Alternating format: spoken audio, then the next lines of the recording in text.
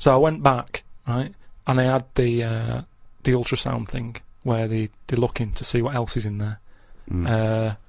And when I was in the waiting room, there was a woman there.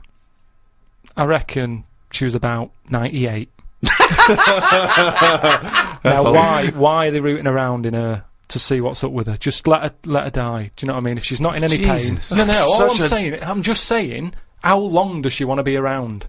And the problem is, she went off. Right, I was sat in the waiting room. She went off into the little cubicle to put her a gown on, and because she's old, she can't bend her arms and that. So she came out with it all open on the back, and it was horrible. It looked like a chicken that hasn't been looked after, right? It was all leathery skin and that, right? Now, the thing is, it's all very well keeping people alive, but the surroundings of the body isn't meant to be lasting that long, is it? Do you know what I mean? The actual skin of a body, it's all very well keeping the heart going, checking the kidneys and all that, but we're not meant to be around this length of time. Yet we're messing with it. Yeah. Just do the gown up. You never do, you never see insects or anything like that look old. You don't go, look at the state of that. Because they live about 4 weeks! Yeah, but maybe that's the way it's meant to be. In the same way, maybe we were only meant to live to be 40. But why did you go in for your operation then? Why didn't you just think, well, this is it, I've had my time? If they're looking after an old woman who's about 98, I'm having a go. Well, of course. Because you want to live on. She might have been flirting with you. No, she was... keeping it open, just so you can have a little look. But I'm just saying, is that right? Is it right that they're going in there rooting around and stuff? I didn't like it. I didn't like having it done, you know. I don't like going to the hospital and stuff and the doctors and all that. And she was pushing the thing down. And she said, oh, you can have a look if you want. So what, down where? On me kidneys. She was pushing like this little scanner thing. Oh, right. She was going to have a look. I was going, I don't want to have a look. She's going, what's up with you? I said, I don't want to see me insides. Did they put a tube down the end of your knob? Yeah, they did all that. We've talked about that in the other... But you're unconscious, weren't you? Yeah, but it doesn't matter, does it? If you know it's going on, it still bothers you. Just because you're asleep. Well, not really, no. What do you mean? Well, why does it bother you if you're asleep? Well, that's like saying, oh, I woke up and the house was robbed. Oh, it doesn't matter, you're asleep. Well, no, but... It's still going to bother you, isn't it? but you knew it was happening and you did it willingly. It's not pleasant to go in and be made to go unconscious. That's the unpleasant bit, isn't it? And the pain. Well, no, it's more the idea of it, isn't it? That's why, you know, doctors telling you everything they're doing. It's like, don't tell me, you know what you're doing, just do it. I'm not going to have a go at it. You know, it's not like DIY people coming around and going, oh, well, what you should have done there is, and you can go, oh, I'll have a go at that next time on my own without calling you out. If I get kidney stones again, I'm not going to go, oh, I've had it done before, I know what to do, I'll stick it up there. Doesn't happen, does it? But I can't, what was I saying? So anyway, so she was pushing the scanner over me kidneys and stuff. Yeah. Now, it was weird with her, because at no point did she make eye contact with me. Well, I don't understand what that means. Well, she meant to wink and go, your kidneys are fucked. No, but it's just weird that she probably spends her days looking inside people more than she does talking to people. I just thought it was odd that that's how she sees people. When she looks at people, she probably sees kidneys. What, this doctor? The woman doctor. Well, doctor? Yeah. Right.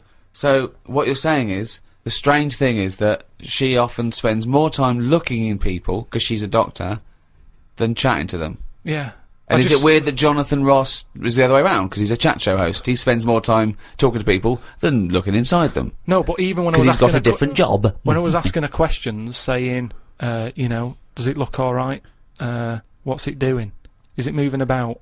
You know, asking her questions about my kidney. She could have quite easily just turned around and give me a bit of eye contact. But she was looking, I'm concentrating. She was looking at the screen in order to answer your questions. Yeah, she's at work. She's doing something. No, but just... If she was here now going, Carl, what are you doing with that microphone? You'd go, shut the fuck up. I'm doing a podcast. Did she run this scanner over your head? And if so, did she find anything? We'd like to try and educate Carl, Rick, as you know, as we have done since we've known him, really, and he doesn't really seem to absorb any information. No. And I was asked recently, when I was going back to Bristol, if I would come and talk to a classroom of school children. All right. You know, just talking about careers, and particularly my career. And I went down there. It was in Bristol. It was an inner city school, quite rough area. You're a son of Bristol. You're exactly. They love me. You're a down there, celebrated son of Bristol. You're a Golden Globe winning person who's returned to the homeland. It annoys me when I go down there that I'm not met as I get off the train like the Beatles used to be when they came back from America. By a mayor and a brass band. Hordes of people, ticker tape. Forever this day will be called Steve Merchant Day. Exactly. It frustrates me that I just sneak back into town. There's no fanfare. Yeah. But basically they asked me to come talk at this school, and I sort of batted them away and said I'm too busy. And so I foolishly left them the opportunity to ask me again, which they did, and I didn't have a decent excuse, so I went. And I was expecting to talk to maybe a room of 6th formers. They were 9. These kids, 9 and 10 years old. But I realised as I was walking into school, I was suddenly really nervous. I was more nervous than anything I've ever done. Because I realised that I've not spoken to a child like that since I was a child myself. I've never interacted with them. So I didn't know at what level I would be able to pitch this talk. You know, I didn't know what they understood, what ideas they understood. Obviously, in my mind, I was picturing Carl. And then I was ratcheting it up a few years. Sort of IQ-wise. And I went in so there, what did you talk to them about? And I was supposed to talk about careers, and I realised very quickly that they didn't really understand conceptual Did they know who you were?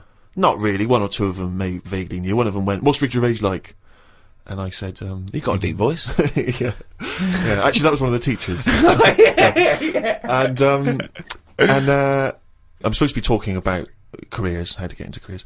And I start trying to explain the idea of being a writer, and I say that it's very important to be able to get inside other people's minds, you know, figure out how they think and how, you know, and trying to understand other people. But this, they didn't really seem to grasp. They started talking amongst each other.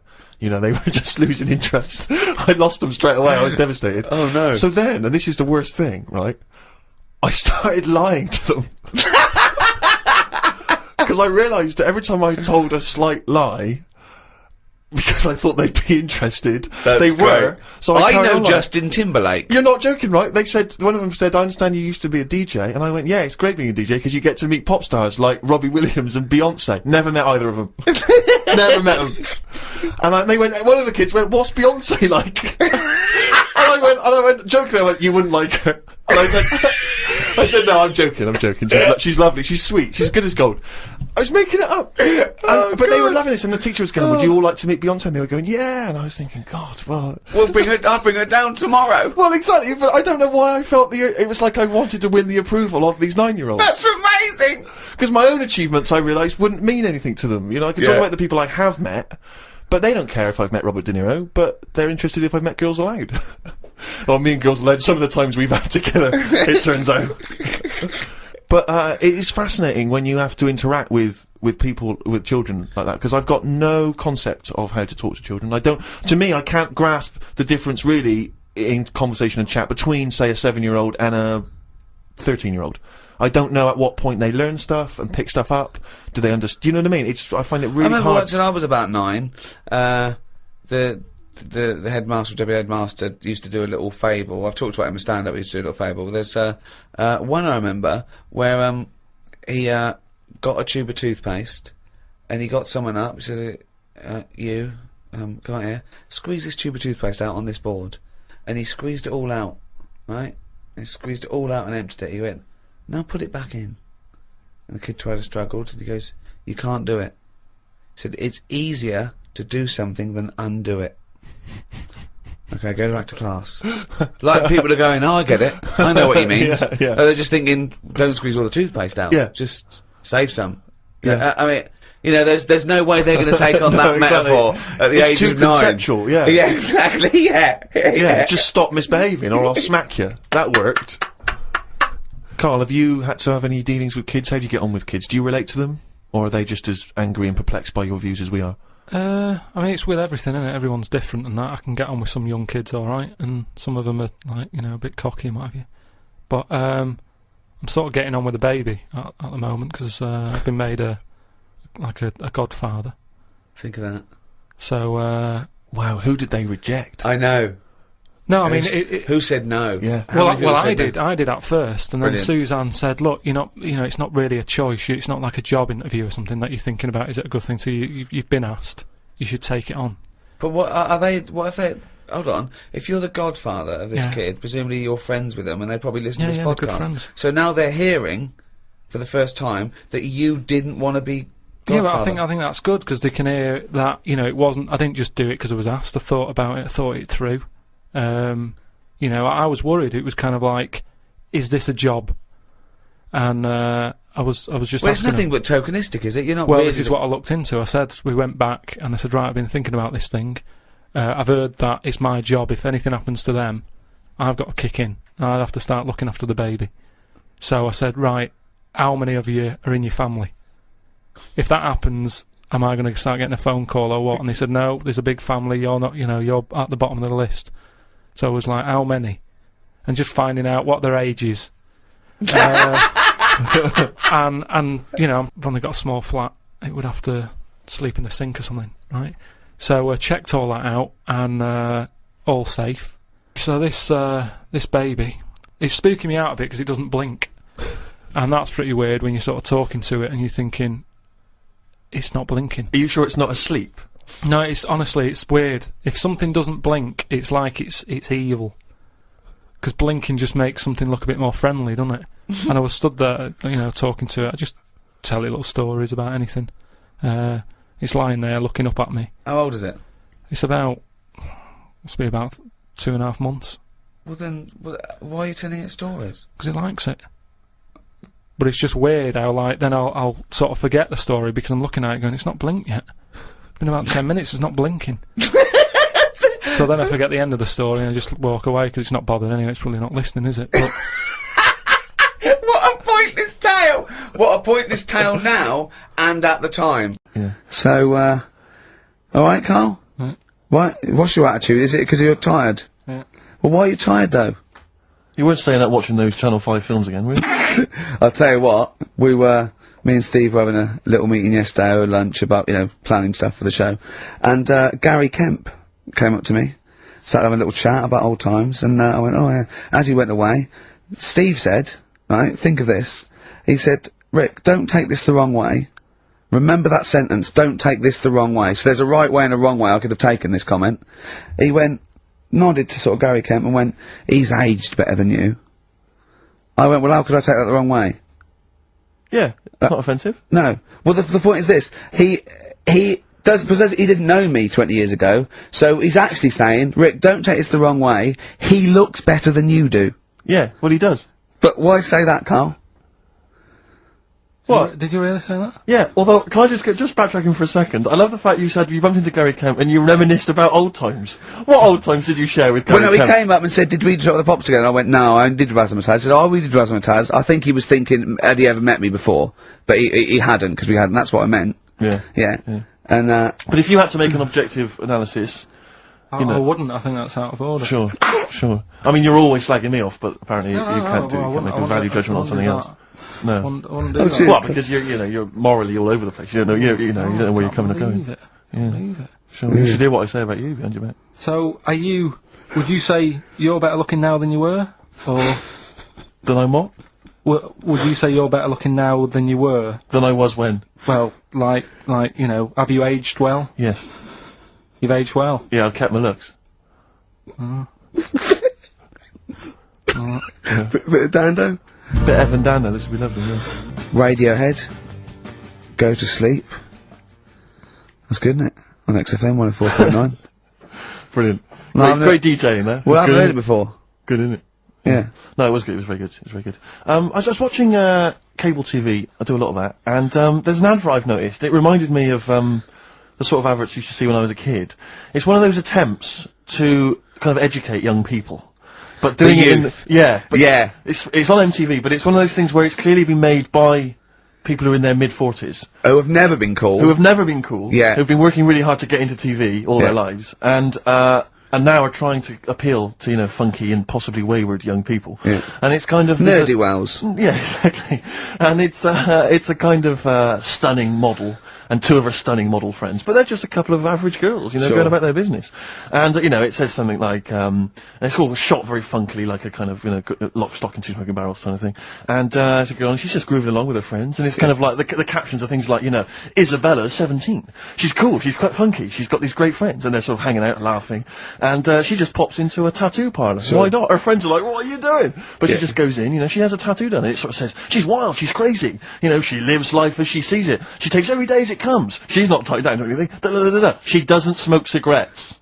Yeah. So if you think she's cool, if you think she's cool, if you think all this is cool, then you probably won't want to smoke cigarettes. Exactly. If you want to be cool, then like don't. Isabella or whatever. Except the thing with that is that people watching that, the youth watching that will go, well, Bill at my school, he smokes and he's cool. Exactly. Yeah. Well, this is the problem with it. Yeah. It's not that the impulse is wrong. The message is fine. It's just this thing. I can't imagine those things ever working with young people. No. With youths. It's like when what was it? What it will do is that you'll get a lot of 13 and 14-year-olds sneaking out and getting a tattoo. Exactly. So the parents will be going, I'd rather she smoked. Exactly. She might give that up sometime. That's her life. She's got a spider's web on her face now for the rest of her life. Yeah, exactly. Yeah. But it's like you remember that thing when they tried to get young people to vote.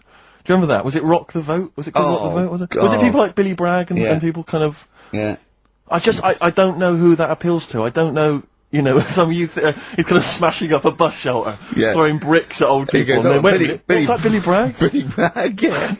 I just can't. I don't believe it ever. I think it was Mick Hucknall was another one. What's that, Mick? Oh dear. Well, I remember the ones where you just if you were going to go off with a stranger, your cat went, well, don't. Yeah. Ask mummy first. Yeah. And I remember I was trying to jump in cars left, right and centre, but my cat, when I was like 5 or 6, would go, and I go, good point. Yeah. You're right, he could be a nutter. But I seem to remember the Charlies. The Charlie Says. It was Charlie Says, wasn't it? Yeah. Charlie Says. Charlie Says. I always find them really unnerving. He lived in that really eerie kind of world where you never really saw anyone. Yeah, but it was very it was very eerie. It wasn't very kind of comforting. No, they hadn't spent a lot of money on the cartoon, had they? No. But I always got the sense with him that he was probably really quite lonely. But I like the fact is that he had a cat, Mummy and the was cat could so talk. pleased. But by the time I came out, they'd gone off and I missed the picnic. But Mummy was so pleased that I'd asked her. She gave me an apple. No, I think and Charlie got something he liked. He gets a fish. Yeah. Right. I was thinking an apple. No, I seem to remember it being that. I'll get an apple anyway. Get me some sweets. Yeah. Or a tattoo. I always thought there was a con when your parents got you some clothes you needed for Christmas. Yeah. I'm not falling for that. Exactly. I'd go, look, I'm getting the clothes anyway.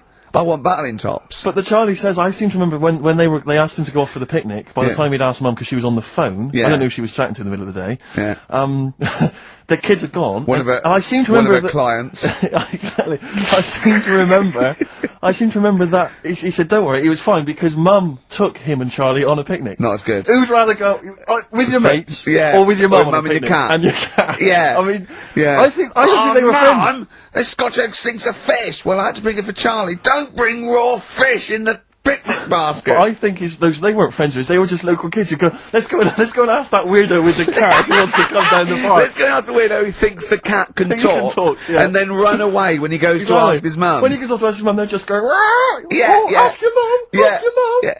Hello, hiya. Alright, we're the local lads, the cool local lads, we smoke, we got tattoos. Do you want to come and play with some puppies in the disused mine? Ask your mum first. Quick, run. Exactly. Look, he's talking to the cat. Look, he's talking to the cat. They were just round the corner spying on him. They were just laughing. There was no picnic. Did you ever go on a picnic, Carl? Was there places to go in Manchester, or was it like Quarryland, mostly? The problem with those adverts, like when I was growing up, they'd sort of give you ideas, because remember the Charlie's one, right? And we were on holiday, right? And I met these two lads who are knocking about with, like, mates and that.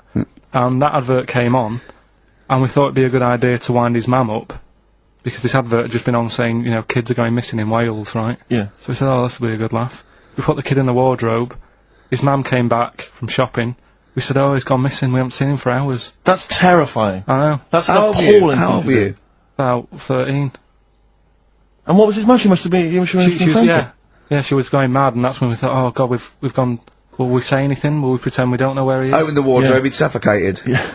That's horrible, Carl. I know, but it's just what you do, isn't it? It's just what you do. Well, no, you do. What do you mean? It's just what you do. But what was it? Was he in the wardrobe? Was he listening to this? Why didn't he go, Mum, it's alright, when he heard her crying? No, she wasn't crying, she was just panicking and, like, screaming a little bit and that. Screaming a little bit. Okay, we'll tell her when the screaming starts. Exactly, yeah. And then, what's the other thing, like, on the same, like, all this was going on when I was growing up, and, one time we're on holiday, and my mum said, right, if you're going on the beach, it's a big beach, But, you know, if you're going to go out and play there, I need to know where you are. So where are these bells? Where this cowbell around your neck? She gave me a balloon.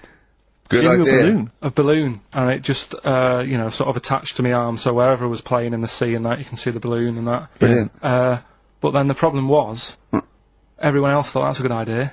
And it was just like loads of kids with balloons and that. Oh, I ruined it. So that didn't work. Yeah. I had to bin that idea. Weren't you in a car park once? Oh no, it was New Year, and we were all gathering up. You know, like in Trafalgar Square at New Year, everyone gathers and they have a big kind of party and stuff. Well, in Bristol, they do something very similar on a smaller scale. And I was there one New Year, I was with my friends, and for some reason I picked up a balloon during the evening. You know, I don't know where I got it from, but I was holding this balloon, and these girls came up to me, and I thought, yeah, nice, you know, maybe a little New Year kiss. They came up, they said, hey, are you going to be here for a while? And I said, well, yeah, I probably will. They said, it's just that we've arranged to meet back at you at midnight. What do you mean? Because I was so tall and had a balloon, I was towering above everyone else. I said, what? They said, we're going to meet back at you at midnight. They said, don't worry, you can go about your business, because we can see you wherever you are. This is where Nelson's column is. No. No, this is in Bristol. Oh, right, okay, yeah. And so I'm sort of wandering around, and then at midnight these two girls turned up again, and some of these lads come and meet them, and they're sort of laughing and joking. I'm thinking, oh, they're probably going to invite me back to a party. I watched them get in a cab. They went off. They had a wild night. But then I did have a balloon, so it was a great New Year for me. I did have a balloon. Oh, should we have a little bit of two-pack? You know, whilst you've been working on that, I've been travelling about a bit. Went to Dorset, right? Nice beach there. And you know those huts you get, like a hut on the beach, and where you get changed? You can get changed in it, but they're better than that. It's like you can put a telly in it, sofa if you want. Oh, you don't mean the Victorian changing hut? Yeah, you mean those like sort of things? It's sort of bigger than that. Yeah. And we're walking down there, and there was a really sort of big fat family in one of them. There's about 4 of them, and you could tell that they'd never had a game of anything, do you know what I mean? They just sit down there, eating ice cream, looking at the sea and what have you. And the weird thing is, the little fat kid, the youngest one, who must have been, I don't know, about 8, he was really fat, to the point of, you couldn't see his neck. Yeah.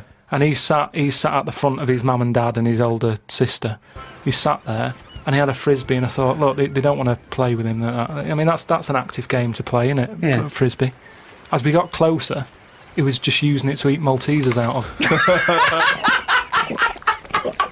I just thought, even, again, you know, the one active thing he's got, he's using it to eat out of. Yeah.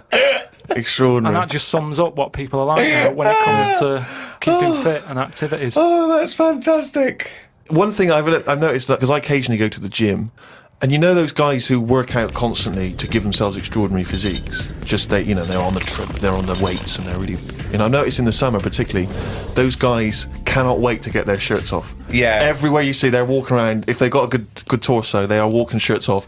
Even, I think, if you go to nightclubs, I notice there's always one guy who's thinking, well, I have put so much work into this body, I have got to get my shirt off on the dance floor. A vest, yeah. You know, and it comes straight off. A brand new tattoo, I'm not covering that up. Exactly. I've paid a lot for it, let's see it. Yeah. But that's what we were saying about bodies. I can't remember why we were talking about it. We've got to a point in science now that you can change your head. Right? No, well, that doesn't make any sense at all. It was a programme on... It was done in the 50s or 60s where they stuck a monkey's brain on a stick and had it wired up and it still worked, right? Right, okay. And that was in, like, the 60s or Right, whatever. Okay. Well, so, to say to change your head makes no sense at all. Because if you put a different head on a different body, you're changing the body. Yeah, I know. Well, that's what I'm about to say to you, though. What? That's what I'm saying. That I'd be more confident if I had someone else's body, because if anyone dissed it, I can go, no, it's bad, innit? But it's What not are you mine. talking about? Well, it's like, say... As opposed to someone else's head? Yeah. Well, What, it wouldn't be me, would it? The head is me. Well, of course it is, that's what I mean. Yeah, So the what do you head's mean? me. You'd be happier having someone else's body? What, than your own? What I mean is, say if you're wandering about, for some reason, there's an incident. You have to take your top off and that, and everyone's looking at you, right? And you're a bit sort of, you haven't got the muscles and that, you haven't got the 6-pack.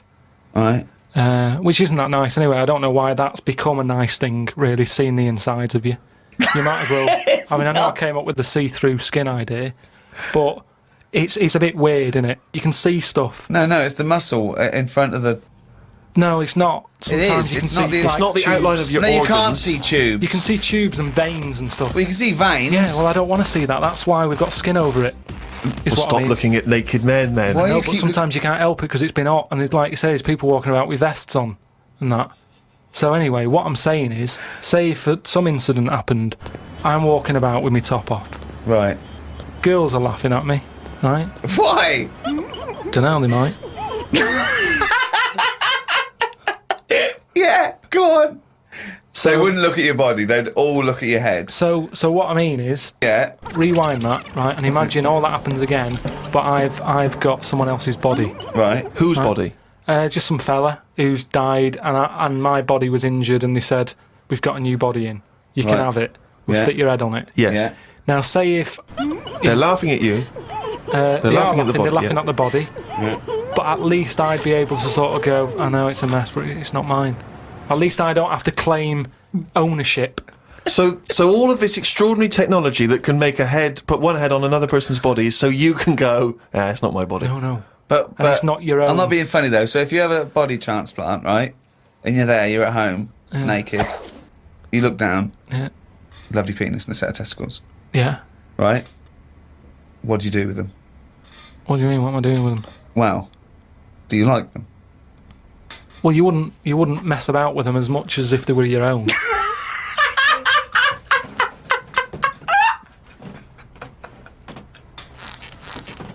But if you did mess about with them, would you feel guilty that you were messing about with another man's testicles and penis? And it's the full body. Yeah. No, because they're not my hands either.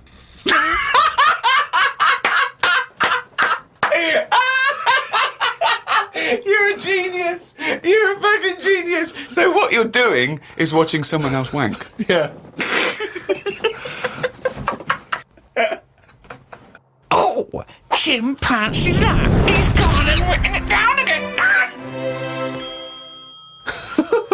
That's the ever-changing jingle for Carl's diary, excerpts of which we like to read each week. Walked through Covent Garden. There were 5 of them mimes knocking about. I don't understand why people take pictures of mimes. Everyone looks like a mime in a picture. That's so true. That's really true. If the point is they're staying still, if that's their skill, a picture won't tell that story. That's absolutely true. My dad took the cat to be put down today because it kept bumping into things since losing its sight. My mum said she's not going to get another one. She said the parrot is looking worried as it's seen the budgie and the cat go in the space of 3 months. Your mum said the parrot's looking worried. What happened to the cat then? It gets into a lot of fights. It lost one eye, and then it got into another fight and lost another. Oh, and it was just walking around bumping into stuff. The vet sort of said, we can do stuff to keep it alive and all that, but it's a bit out of order, isn't it? Because it costs a fortune. They shouldn't tell you. But Mum and Dad can't afford to have eyes put on it and stuff. no, you can't have eyes put on a cat anyway. No, but they said, we can do something here. We can have its eyes sorted out. But I don't think you should be allowed cats. Why? Not the Pilkington family. Why not? Well, They they have keep good dying. lives. Yeah, I know, but they have good lives whilst they're still knocking about. It's just that we get through them. It's a good job you're not going to have kids. Oh, God almighty. I can't believe it. A mate sent me a story on email about a bloke in China who has this weird illness that means he can't have his picture taken.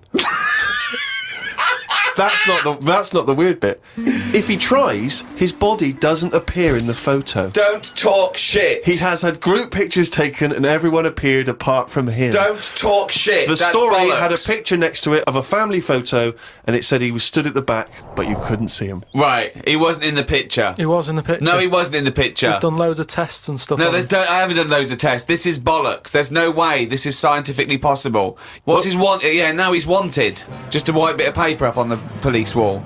Have you seen this man? What man? If you see him, tell us. You're talking shit. Suzanne watched the film You've Got Mail tonight for about the 14th time. I don't think you could properly fancy someone without seeing them. unless you're blind. I think it's odd when blind people have affairs. Why is that odd? Just because most stuff is based on looks, isn't it? So you think once they've found someone, they're happy with them, stick with them. But no, it's not true. But I mean, most things are based on looks. What I mean is when you first like meet someone and that. Well, initially it's only looks because you don't know them. So that's what I'm saying. But that's a ridiculous thing to say, isn't it? Well, no, it's just what I think. I'm not saying that's like fact or anything. I'm just thinking if you're blind, why mess about? You're still basing on it if it's only looks that people find. What? Yeah, I'm just saying, so why is a blind person messing about having an affair? Because I'm saying that presumably that blind person isn't basing anything on looks. I just, alright, I mean, maybe that's not, I mean more like... Do you want me to cross it out? Shall I cross it out? Because it's just the same way, I think I put how, you know, people, I read something in a Sunday paper once with some bloke who was going out with some woman, he ended up going out with a sister who was a twin. If you're going to have a change, have a change. Spoke to Ricky about trips to the moon. He was up for going just to see what the world looks like. I came up with the idea of a giant mirror on the moon that would reflect the world back. He had a few questions, but I had the answers. Yeah. He changed the subject, I won. Right. My first question was, how would you get it up there? He said bit by bit. That'd be a good mirror then, wouldn't it? I said, how big would it be? He went, you'd still need a telescope. I said, how would you get it on the right side of the moon, always facing the right? He went, what? He went, does the moon move then? I went, yes. And if we don't like the mirror on the moon, we can always wallpaper over it. It's Suzanne's birthday tomorrow, so I've got to get her something. I sometimes think it would be best if we didn't celebrate birthdays. I think people would live a bit longer if they didn't know how old they were. Age puts restrictions on things. She said something about wanting one of them posh badges to put on her coat. I will look for one later. I love the fact that around the time that you've got to buy Suzanne her birthday present, you think that birthday presents are a bad idea. Got up early, it's Suzanne's birthday, gave her the card and present. She was well happy with her posh badge.